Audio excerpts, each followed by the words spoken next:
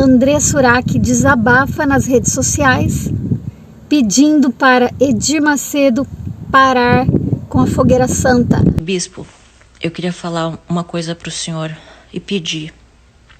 Se o senhor tem amor pelas almas, não faz a fogueira santa, bispo.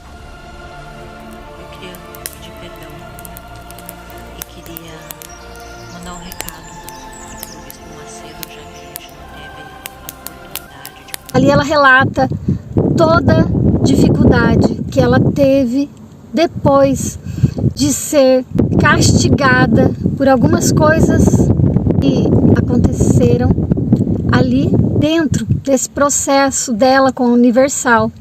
E foi um testemunho muito emocionante, porque nós achamos que por ela ser artista, ela está usando as redes sociais para levantar o seu nome.